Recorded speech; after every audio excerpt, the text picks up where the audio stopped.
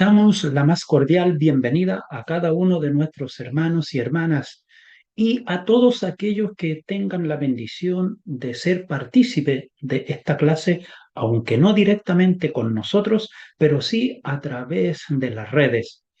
Y agradecemos profundamente a Dios la oportunidad que nos ha dado de poder compartir con ustedes, de ser ustedes nuestros invitados a caminar, a hacer una excursión exploratoria a través de la tierra de la Biblia.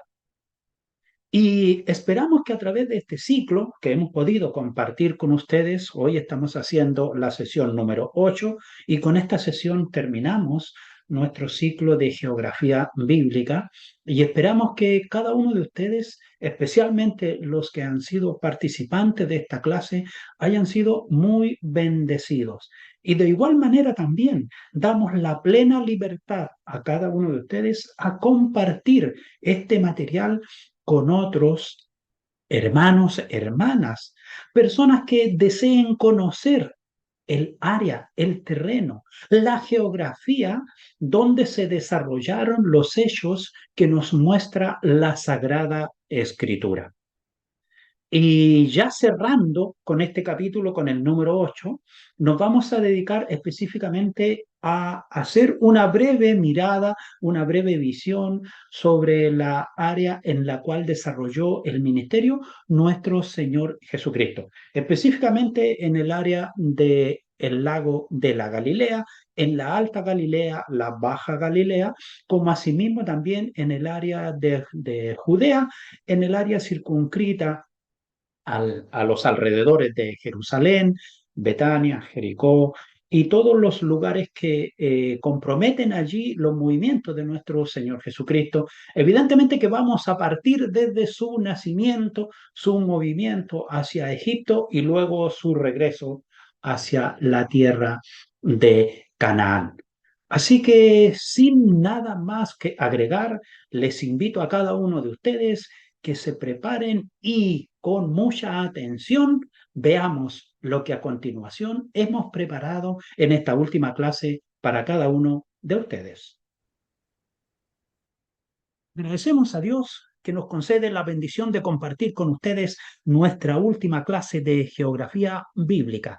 Y en este vuelo imaginario alrededor del Oriente Medio, donde podemos ver en nuestro pequeño mundo esos mares y océanos que rodean esta zona en la cual nos hemos dedicado a caminar en una forma imaginaria a través de la escritura también. Entonces, vamos a ir en la próxima diapositiva entrando al área de Canaán.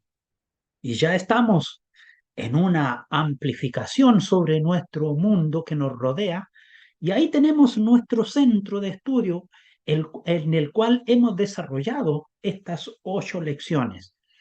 Pero en el día de hoy, en esta última lección, nos vamos a centrar específicamente en el área donde desarrolló su vida, ministerio, obra, señales y milagros nuestro Señor Jesucristo, específicamente la tierra de Canaán. Y como bien hemos señalado, esta tierra que Dios le dice a los hebreos que es de ellos desde el río Éufrates hasta el río Egipto y que, por cierto, desde el gran mar grande hasta el gran desierto. Vamos entonces a esa imagen. Y aquí ya podemos hablar sobre esta gran panorámica que nos muestra la tierra de Canaán, partiendo por el norte con las cercanías sobre el río Éufrates, allá la ciudad de Damasco por la derecha, y luego un poco más abajo está ahí el hermoso monte Hermón, que hoy en día es una tierra trinacional. Por un lado tiene dominio el Líbano, por el otro lado tiene Siria y por la parte sur, podríamos decir occidental, tiene control Israel.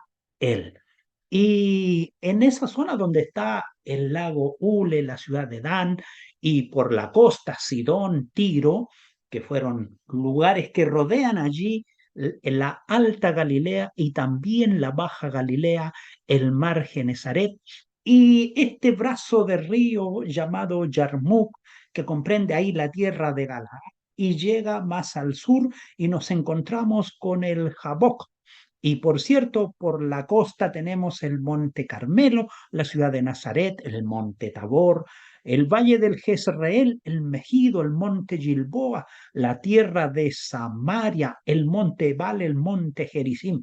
Y siguen las aguas del Jordán que bajan desde el lago de la Galilea hasta llegar al mar Salado.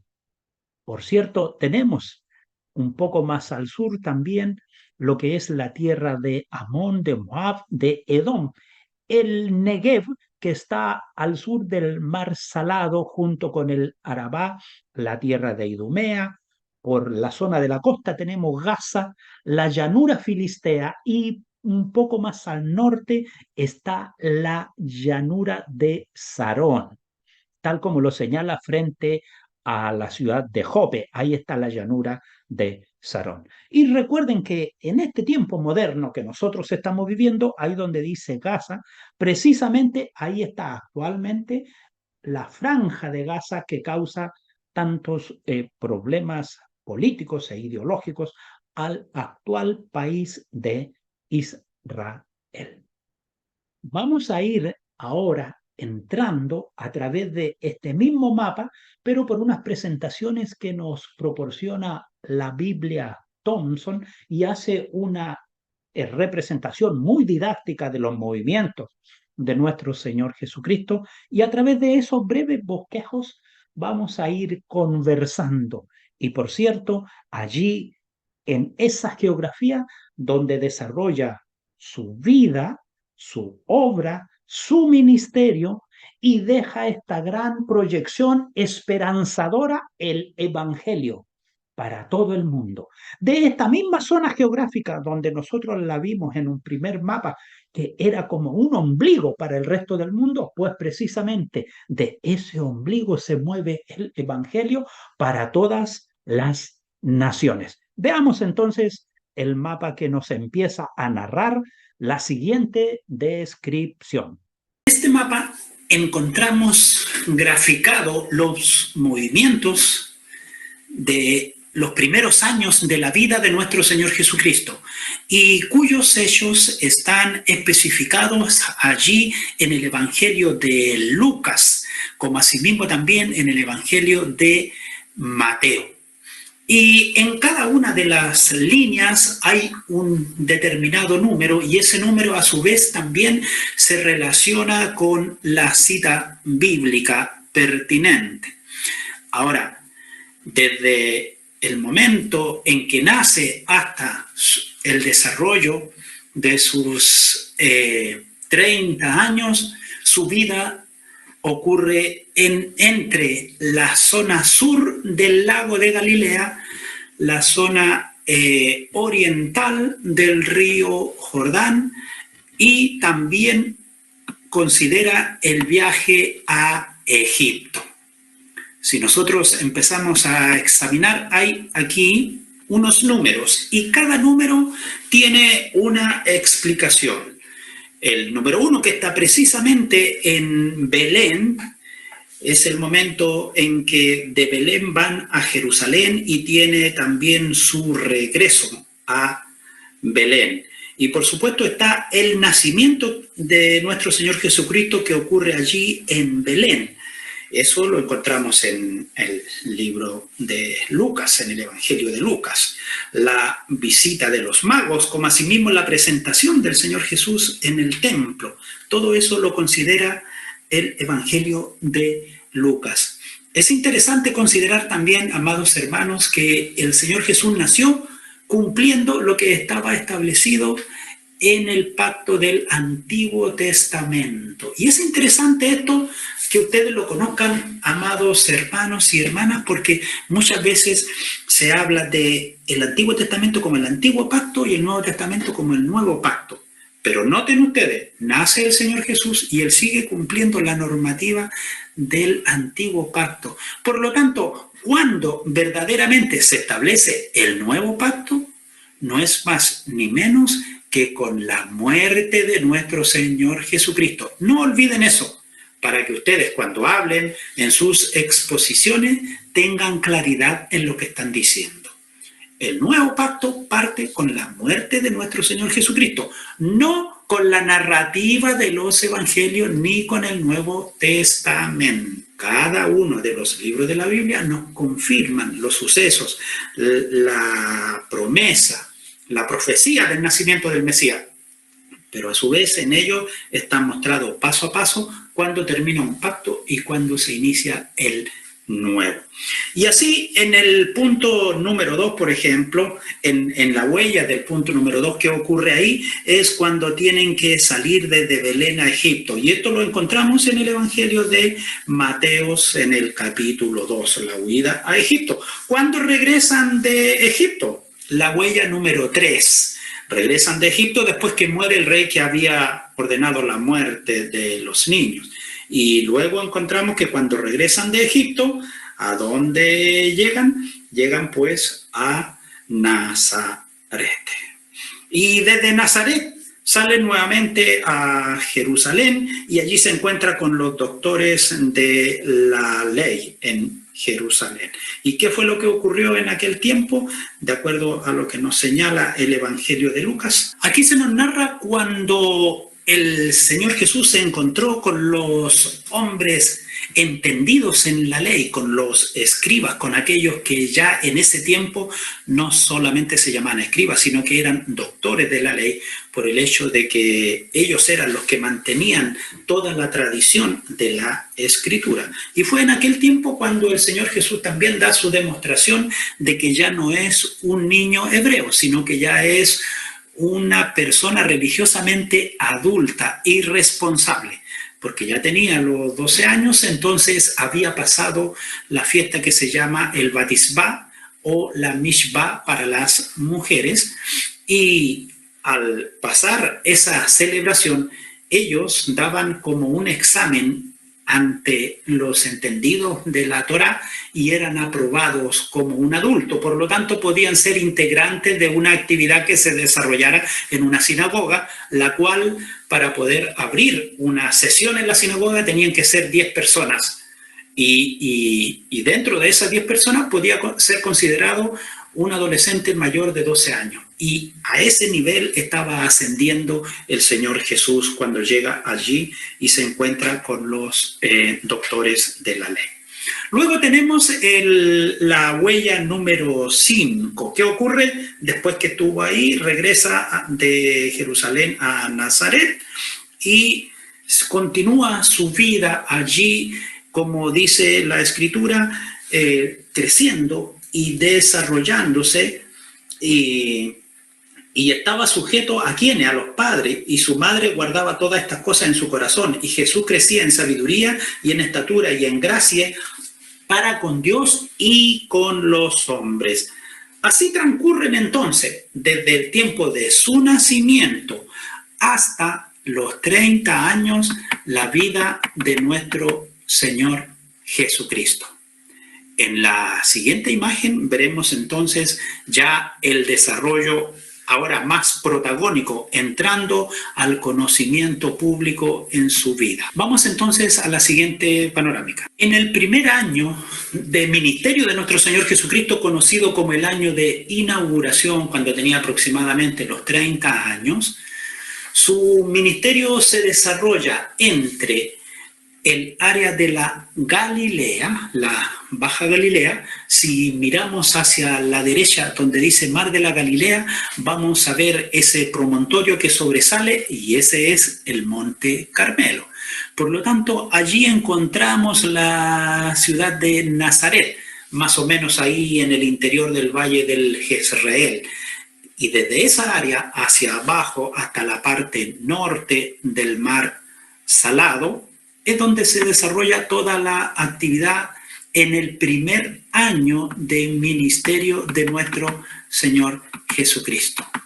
Entonces, ¿Qué es lo que encontramos aquí? Bueno, tenemos en primer lugar, esto nos está hablando, continúa relacionando los evangelios, Mateos, Juan, y también encontramos algunas referencias de Lucas en este primer año de ministerio del Señor Jesucristo. Y la huella o la trayectoria número 1 es la que nos muestra, ya cumplido los 30 años, ¿verdad? Sale de Nazaret y ¿a qué fue? A lo primero, a cumplir con el compromiso, lo que debe hacer cada creyente. No basta con solo hacer la decisión de seguir a Cristo y arrepentirse. Luego viene el compromiso personal, el testimonio delante de los hombres, decir yo soy cristiano. ¿Y qué conlleva eso? El bautismo. Y eso fue lo que realizó nuestro Señor Jesucristo. Salió de allí, de Nazaret, aproximadamente hay aquí entre el mar de la Galilea y el mar Muerto unos 70, 80 kilómetros, tal vez más, lo más probable. Vamos a corroborarlo de una mejor manera, esa distancia.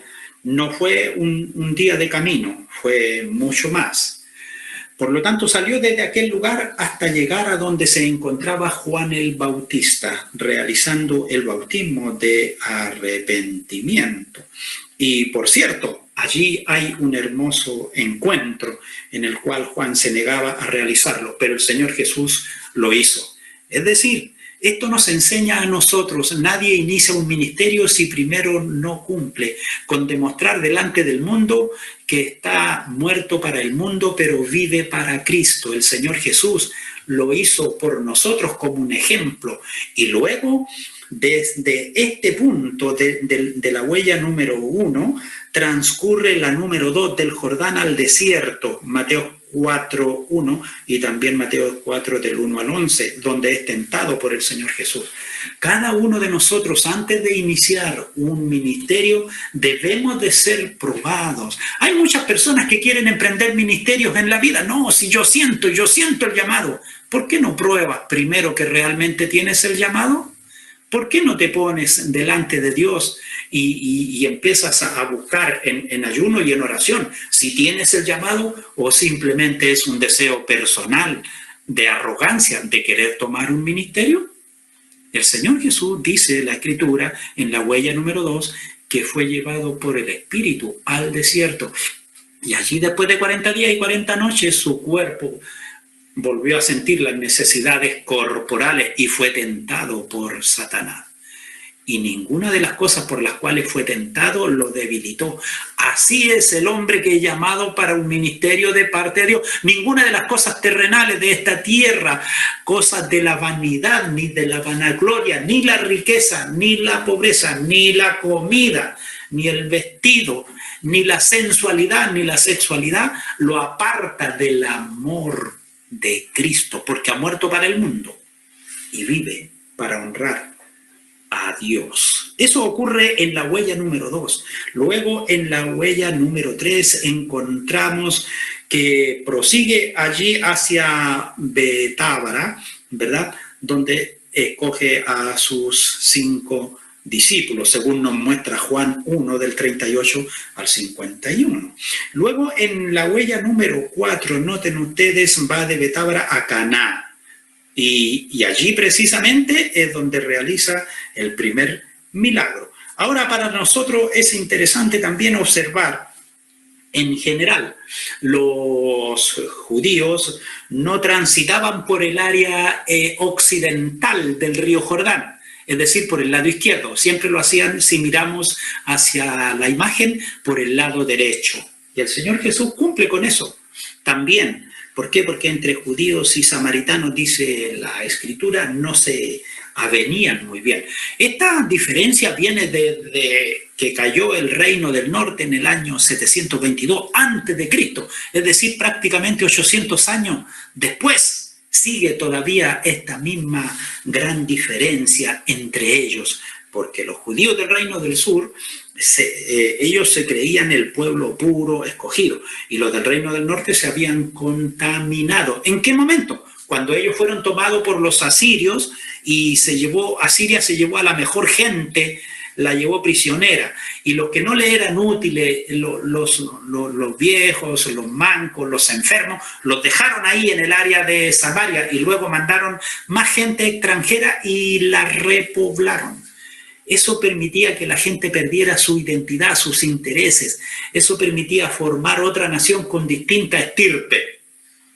Es lo que ocurre hoy en día con las grandes migraciones hacia los países. Las personas prácticamente pierden su identidad porque son invadidos por identidades extranjeras.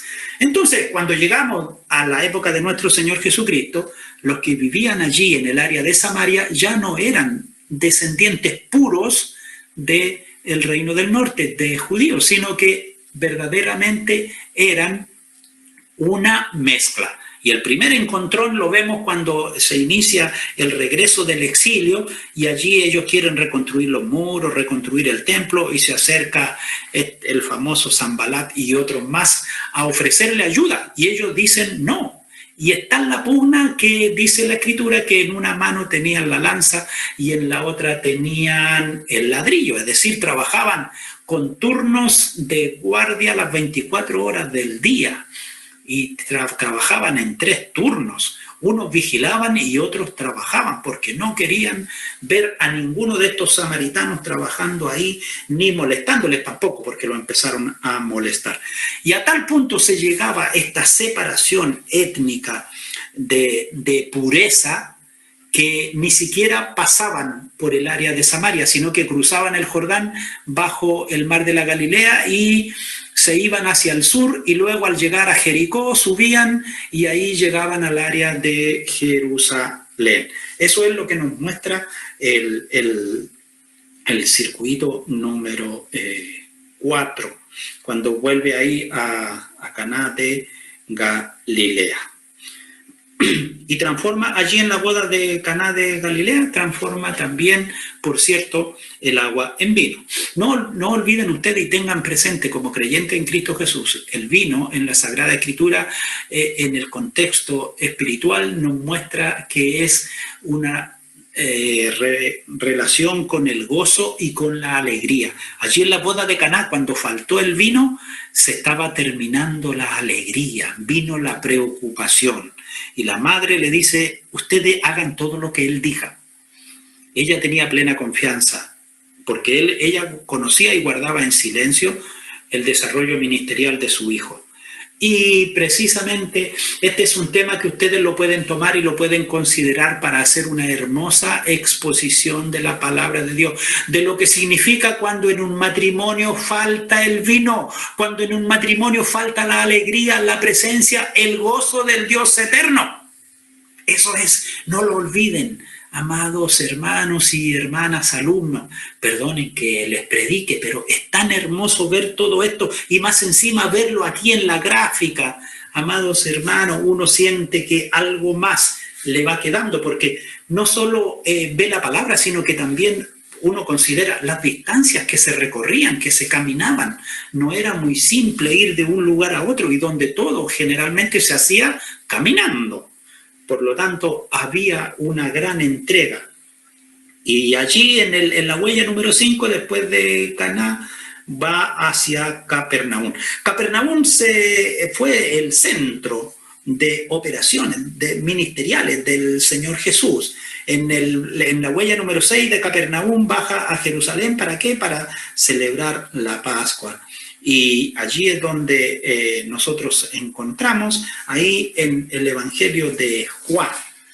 Ya dijimos que en esta sección encontramos citas de Mateo, de Juan y de Lucas. En el Evangelio de Juan, allí en el capítulo 2. ¿Por qué se enoja allí con los que estaban en el templo? Porque en aquella época la clase sacerdotal ya se había puesto demasiado comercial. Y en esto, amados oyentes, es un pecado en el cual la iglesia siempre ha caído, la falta de administración pulcra, sana y transparente al interior de las congregaciones, donde tiene que haber un tesorero, un protesorero, una junta administrativa, donde el pastor se tiene que dedicar a entregar la palabra y no a contar el dinero. Ese es el problema.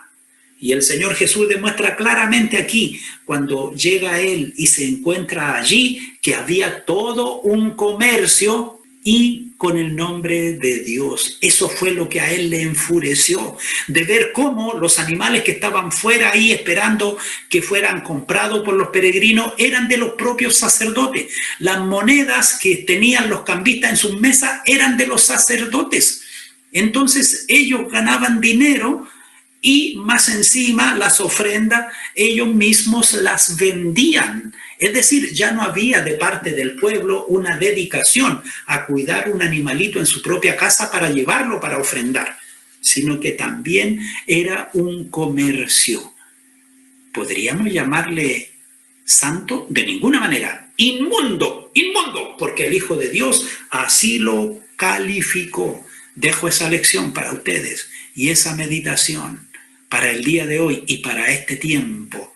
¿Cuánto necesitamos nosotros limpiar la casa de Dios de la malversación económica? Luego encontramos allí también que se encuentra con Nicodemo, un hermoso pasaje también.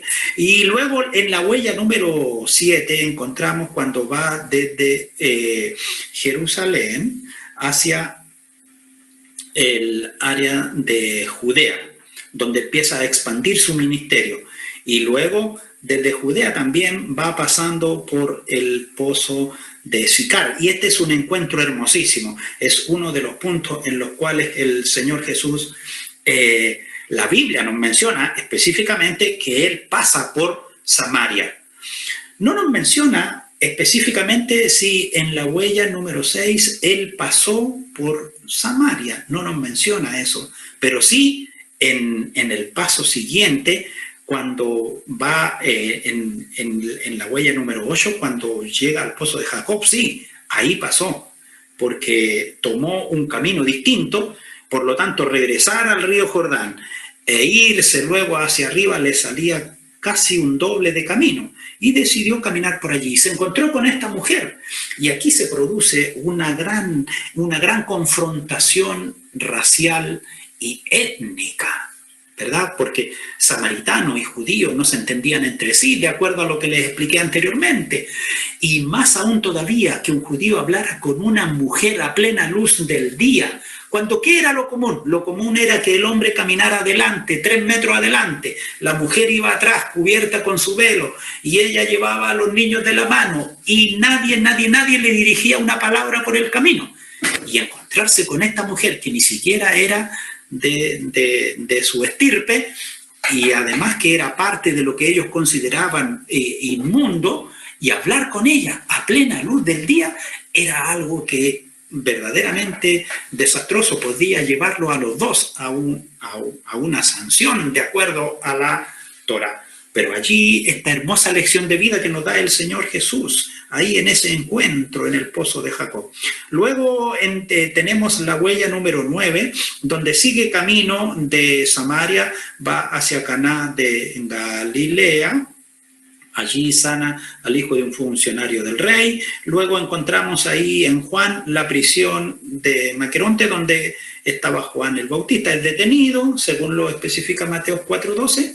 Y finalmente tenemos la huella número 10 de Caná a Nazaret. Y así concluye, amados hermanos, en este pequeño mapa y en este sintético recuento, la vida de nuestro Señor Jesucristo en la hermosa, caprichosa tierra de Canaán. En esta tierra que, de acuerdo a la geografía que estudiamos en clases anteriores, su descripción es de norte a sur, es longitudinal y es una de las áreas más bajas en cuanto al nivel del mar de la tierra, por ejemplo, el mar Salado. Ahora quiero pasar a la siguiente imagen. En esta imagen amados alumnos, encontramos algo muy interesante. ¿Por qué razón? Porque estamos en el año en que el Señor Jesús se hizo más conocido. Pero miren, no se hizo tan conocido en la parte sur de Judea, que era propia de su estirpe, sino que fue en el área de la Galilea, donde había más gente cosmopolita de distintas razas, por supuesto. Tenemos ahí, muy cercano estaban los fenicios, y por el otro lado, ya yendo hacia el Monte Hermón, también ya eran comunidades que no tenían tanta ascendencia judía. Por lo tanto, a nosotros también nos tiene que llamar la atención. Nuestro principal punto de enfoque de nuestro desarrollo ministerial debe estar también entre los no creyentes. Y esto para que les quede de lección a ustedes. Nosotros hoy en día hacemos nuestros servicios por Zoom, por Facebook, pero yo me fijo que todo el lenguaje es para los creyentes en Cristo Jesús. Hay poco lenguaje si entra un oyente común y corriente para que escuche y para que aprenda, hay poco, porque todo se habla como que si estuviéramos en el templo. Y eso es una falta de visión. ¿Cómo queremos que el Evangelio alcance a Samaria y hasta lo último de la tierra, si aún cuando estamos haciendo uso de los medios tecnológicos seguimos todavía predicando dentro de Jerusalén, seguimos hablando dentro del templo? Y miren, el Señor Jesús, lo vemos en la gráfica, en la geografía bíblica, que su ministerio donde mayor movimiento tuvo fue precisamente en el área de la Galilea. Y aquí hay así, brevemente les puedo comentar el primer movimiento que nosotros vemos como el punto número 1. Entonces está hacia la izquierda de su pantalla en Nazaret, ¿ya? Y desde Nazaret, de acuerdo al mapa que tenemos, hay aproximadamente 70 kilómetros desde Nazaret a Capernaum. 70 kilómetros, imagínense. O sea, si fuera caminando 2 o 3 días, si fuera tal vez en un burro, 1 día y medio, más una noche. Y consideren, áreas no siempre muy hospitalarias. Pero ese fue el primer movimiento desde Nazaret a Capernaum. Y en Nazaret, ahí es donde tiene el primer intento, de acuerdo a lo que nos señala Lucas 4, del 28 al 29, por destruir a Jesús. Y llega y ahí establece su área de operaciones e inicia su gira por la Galilea. Sale de Capernaum, baja por Galilea y vuelve nuevamente a Capernaum, y allí es donde sana el paralítico, según nos muestra Lucas del 18 al 25. Luego, en la huella número 3 que nosotros encontramos, allí es donde el Señor Jesús, desde Capernaum, va a Jerusalén para la Pascua. Y en Jerusalén, allí en Jerusalén, sana a un inválido que se encontraba en el estanque de Betesda, este hombre que llevaba más de 38 años, pero necesitaba que alguien lo echara allí al estanque cuando el ángel bajaba y movía las aguas. Esa es la huella número 3. Baja bordeando la Galilea y llega hasta Jerusalén en el sur. Luego tenemos de regreso de Jerusalén a Capernaum. Vuelve nuevamente a su mismo punto después de la Pascua, evidentemente, y de Capernaum va al monte de la Bienaventuranza. Esa es la zona que está por detrás de donde nosotros encontramos la ciudad de Capernaum, donde vemos ahí la figura de los 12 apóstoles que son ordenados en esa área más o menos geográficamente si lo vemos en un mapa con relieve, se encuentra el Monte de las Bienaventuranzas, donde allí ordena a sus 12 de acuerdo a Marcos 3. El regreso del Monte de la Bienaventuranza a Capernaum nuevamente. Y la huella número 7 es la que nos muestra que sale de Capernaum, pasa por la Alta Galilea y baja hacia, va por resucitar en el hijo de la viuda, es resucitado en la ciudad de Naín, Y allí también tenemos la mujer pecadora que unge los pies de Jesús, según Lucas 7, del 36 al 50. Y muy importante, no es María Magdalena la mujer pecadora. Esa aberración bíblica la dijo como en el siglo X un papa, y todo el mundo la creyó y la iglesia evangélica la tomó. No era Magdalena la que ungió los pies del Señor Jesús. Ella no era mujer pecadora. María Magdalena, de ella salieron 7 demonios y era una mujer con medios económicos.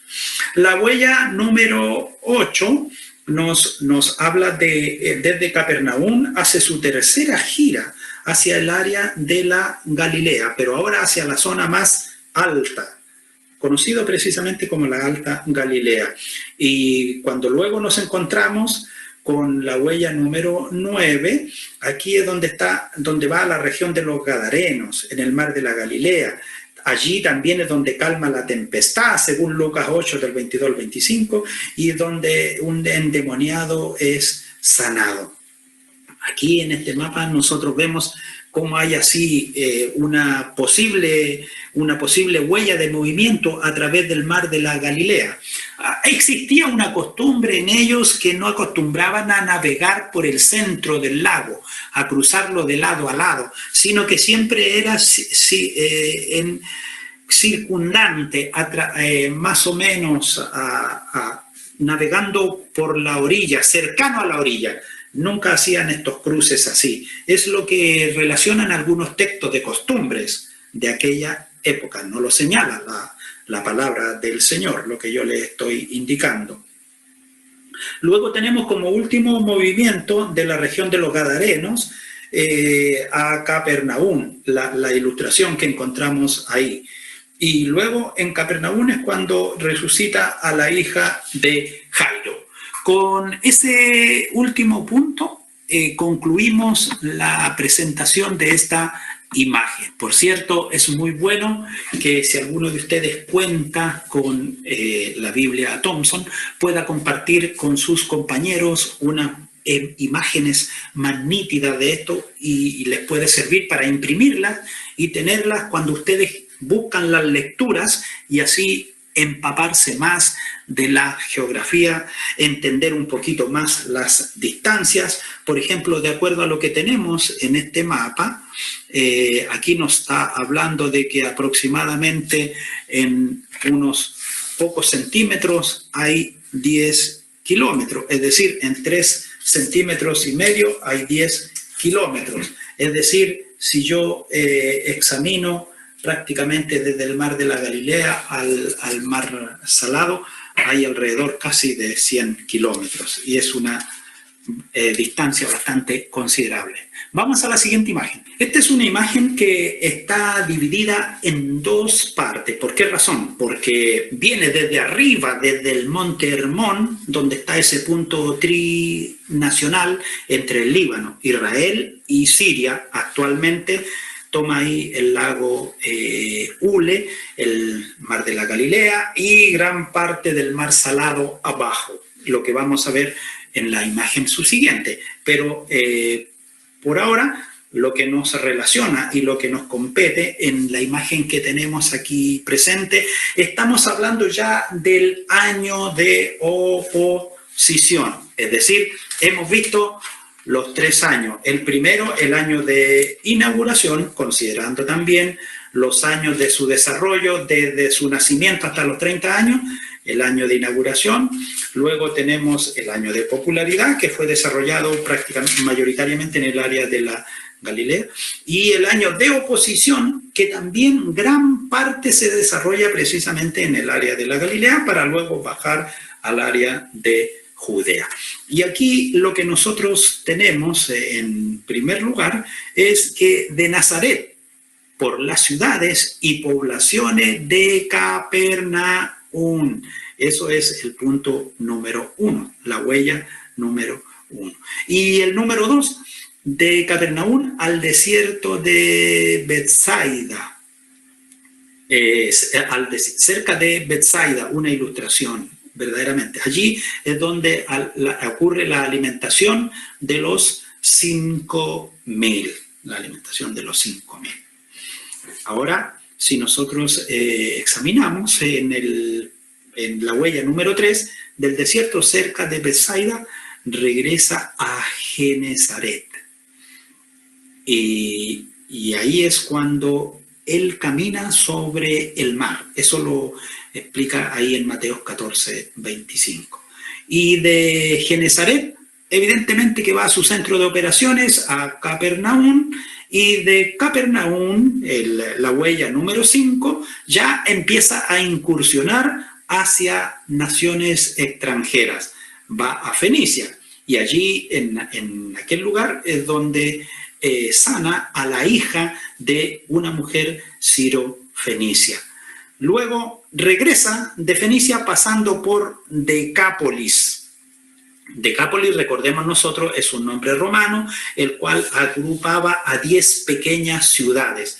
O sea, en la época de nuestro Señor Jesucristo encontramos muchos nombres de lugares que provienen precisamente de nombres romanos, como es Gaulanite, Traconite, por ejemplo, Cesarea de Filipo, y nombres que van surgiendo a raíz de la influencia romana, porque el imperio romano era el que dominaba en aquel momento durante el ministerio de nuestro Señor Jesucristo. Ahora encontramos la huella número 7. En la huella número 7 de Decápolis dice que va hasta Dalmanuta. Lo encontramos en Marcos 8:10. Y allí luego tenemos la huella número 8. La huella número 8 de Dalmanuta, en una barca cruza hasta Betsaida. Y cerca de Betsaida un ciego es sanado, según Marcos 8, del 22 al 26. De Betsaida a Cesarea de Filipo. Esto está en Mateo 16:13. Y por ello es que también en este mapa se considera de que posiblemente el monte de la Transfiguración sea el monte Hermón, porque se encontraba en Cesarea de Filipo. Entonces, algunos autores hablan del monte Tabor, que en estricto rigor queda aproximadamente a 100 kilómetros respecto a la posición de Cesarea de Filipo. Entonces, lo más probable es que haya ocurrido en el monte Hermón, pero nosotros no debemos de caer en la discusión si fue allí o no fue allí. Lo interesante es lo que nos muestra la palabra del Señor en esa transfiguración a cada uno de nosotros. Ahora, en su regreso desde el monte de la Transfiguración, dice, un muchacho con un espíritu inmundo es sanado. Luego tenemos la línea número 11, es la que desde el monte de la Transfiguración vuelve nuevamente a su punto de operaciones, Capernaum. Y aquí luego viene la línea número 12. Desde Capernaum a través de Samaria, ¿cierto? Cerca de Samaria es cuando se encuentra con los 10 leprosos que son sanados. Y recuerdan ustedes, ¿quién es el que vuelve?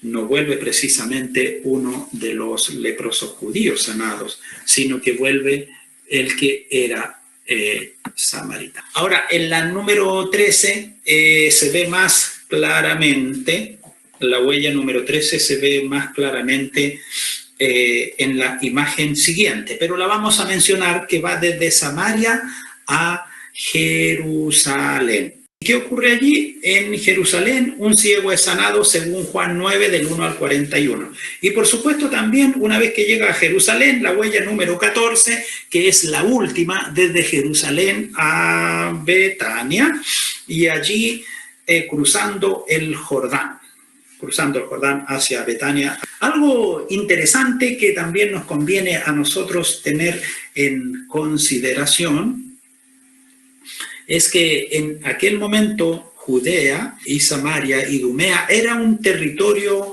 gobernado por un prefecto o por un procurador. Ejemplo, Poncio Pilato. Y Galilea y Perea era el territorio gobernado por Herodes Antipa o Herodes I. Sin embargo, Traconite, Iturea, Gaulanite, Batanea y Auranítede eran gobernadas por Herodes Filipo, hijo de Herodes I. Y Decápolis era una ciudad, estado compuesta de 10 pequeñas ciudades. Y el área de la Filistea estaba bajo dominio romano.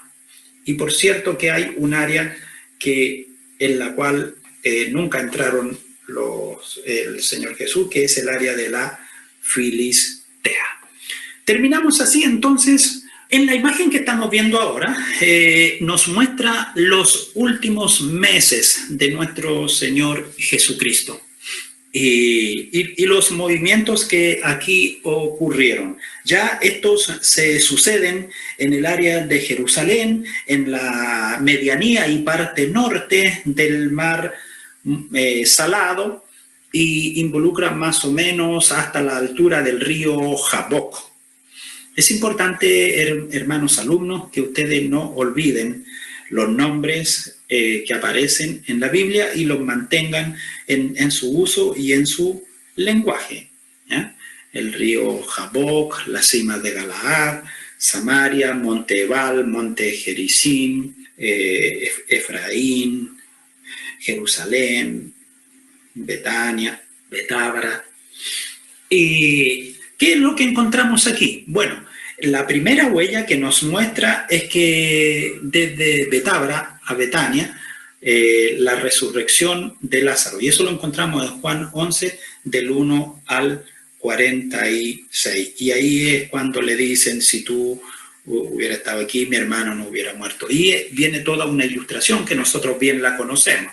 Luego tenemos que desde Betania va hacia Efraín, Juan 11, 54. Y de Efraín sube, va más allá hasta Perea, es decir, al otro lado del Jordán, al lado oriental. Y aquí es donde vemos la mujer inválida que es sanada, según la referencia de Lucas, capítulo 13, y donde el Señor Jesús bendice a los niños, según Lucas 18, del 15 al 17. Evidentemente que también encontramos ese pasaje en Marcos. Ahora, en la huella número 4, encontramos la ilustración del ciego Bartimeo es sanado y Jesús es ungido por María de Betania, en Juan 12, del 1 al 9. Esos son los últimos sucesos que encontramos en la vida de nuestro Señor Jesucristo, hasta llegar a la última imagen en la cual nos encontramos ya con el área del templo y con los últimos días del Maestro. Vamos entonces a la última imagen que nos queda de esta breve exposición geográfica en la cual hemos dado mayor realce a los movimientos de nuestro Señor Jesucristo. En la última imagen estábamos viendo los últimos movimientos de nuestro Señor Jesucristo durante el cumplimiento de su ministerio, los últimos meses. Ahora en esta imagen tenemos los últimos días. Es muy interesante porque aquí hay un bosquejo de la ciudad antigua y nos muestra en una forma esquemática los últimos pasos, los últimos días del Señor Jesús. Y el número 1 es el que nos dice que va de Betania a Jerusalén. Y en Jerusalén es donde comparten la última cena. Esto es lo que nos muestra el punto número 1. ¿Dónde está ese punto número 1? Aquí. Vean el cursor. Aquí va el cursor. Ahí está el punto número 1. Luego tenemos el punto número 2. Una vez que ocurre la última cena, va al monte de Getsemaní. Es interesante, amados hermanos, que ustedes también consideren aquí algunas cosas. El Evangelio de Lucas, por ejemplo, habla que él tomó la copa y la repartió entre ellos. Luego vuelve por segunda vez a tomar la copa y les dice que ese es el nuevo pacto. Consideren ustedes también en la costumbre que tenían ellos de celebrar la Pascua, era que compartían y daban gracias, con la copa daban gracias por el fruto de la tierra, daban gracias por los bienes recibidos, y por supuesto también había un momento en que ellos entendían que era la copa de la felicidad, de la alegría. Por eso no nos tiene que llamar la atención que Lucas mencione 2 veces la copa, porque dentro del desarrollo de la actividad de la cena pascual ocurría eso. Habían momentos en que se leían algunos salmos también, del 113 al 118. Y por supuesto también esos eran cánticos, los alel o los aleluya. Por eso que también en uno de los evangelios me menciona, y cuando hubieron cantado el himno, se fueron al monte de los olivos, porque en el desarrollo de la celebración se entonaban algunos cánticos. No nos debe llamar a nosotros la atención, eso era parte, y cuando hubieron cantado el himno salieron al monte. Eso está bien, no es ninguna cosa extraña. Luego allí en el párrafo, en el punto número 3, digo, ¿dónde está el punto número 3? Noten ustedes, aquí en el párrafo número 2, se fueron al monte de Getsemaní, ¿cierto? Y ahora con sus discípulos, ellos se duermen. Luego, en el punto número 3, regresan, aquí está el regreso, observen bien, desde el punto número 2, monte de los olivos, regresan ahí, van acá al número 3. Se cumple entonces al palacio del sumo sacerdote, Jesús ante el Sanedrín. Bien. Y en el número 4, ¿qué es lo que tenemos? En el número 4, vamos a ver dónde ocurre esto. Miren, fíjense, vean el cursor, entra a la ciudad, vean el cursor, entra a la ciudad, y allá arriba, un poquito más adentro, luego sigue, aquí está el número 3, ahí, entraron por aquí, llegaron ahí, siguen para arriba, y aquí está el número 4. Y en ese punto, al tribunal de Pilato. Luego, en el número 5, está ahí en el tribunal de Pilato. Luego ahora ubicamos el número 5. Sale de ahí, del tribunal de Pilato. Noten ustedes, ahí está el cursor. Ahí está, sale del tribunal de Pilato y vuelve acá.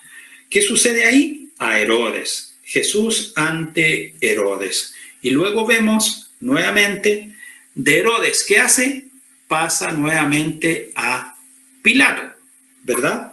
A Pilato. En el tribunal de Pilato Jesús es sentenciado. Ahora, del tribunal de Pilato, donde Jesús es sentenciado, ¿cierto? ¿Dónde estaba Pilato? Estaba arriba en el número 4. Entonces, donde el Señor Jesús es sentenciado, vamos aquí estaba Pilato, aquí es sentenciado, y de aquí sale ¿hacia dónde? Hacia del tribunal de Pilato al Gólgota o al Calvario, a la crucifixión. ¿Qué es lo que tenemos entonces? Aquí tenemos la crucifixión, ¿verdad? En el Gólgota, y luego un poco más allá, pero no muy lejano, estaba entonces la tumba. Eso es lo que nos muestra esta gráfica.